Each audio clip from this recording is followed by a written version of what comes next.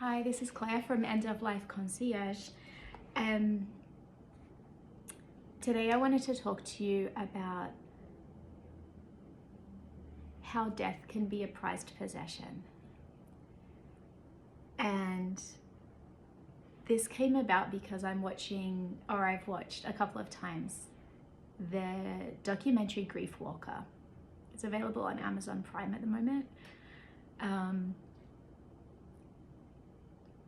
In this film, it follows the path of Stephen Jenkinson, who's a palliative care counsellor. He's working in Canada, making house calls, and he visits a couple. And the woman's quite clearly in denial about dying. She has terminal cancer. She's in the later stages of life, in age. And they bring in a hospital bed for her, and she asks them to remove it. She doesn't want to ask her doctor how much time she has left. She doesn't want to face death that way. She doesn't want to be reminded. She doesn't want to know.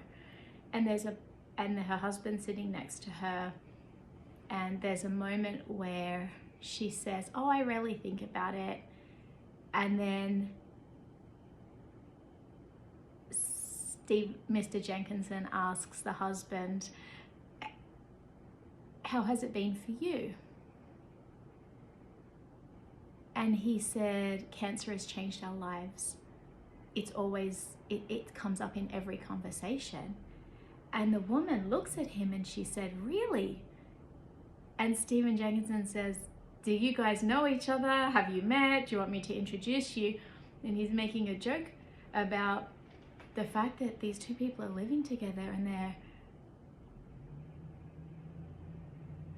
the description of how cancers affect their lives is completely polar opposite.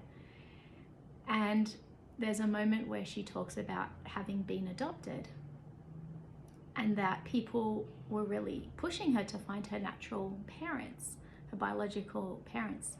And she said, "I didn't need to." But as she's talking about it, she's crying. Her voice is breaking and she's crying. And I'm going to read you what Stephen Jenkinson says to her next. "Because of the feelings coming out of your eyes and your voice, there's more to this story. Then I'm fine with it. I'm not saying you're not fine, simply that there's more." So he's talking about death, about her facing dying. And she's just recounted the story about being adopted. And so he's overlapping this. The more is what you lost track of in order to live with it, you see, in order to live with being adopted. And at a time like this, when you find out you're dying, sure enough, doesn't that make that come back? So what I'm asking you both to think about is, when you find out you're dying, don't lose track of it the same way as you lost track of your adoption. Keep it there. Keep it there like a prized possession, which it actually is. And so this is obviously very painful for this woman to do, and very painful for both of them, I'm sure, because it's so much easier to protect ourselves and to compartmentalize.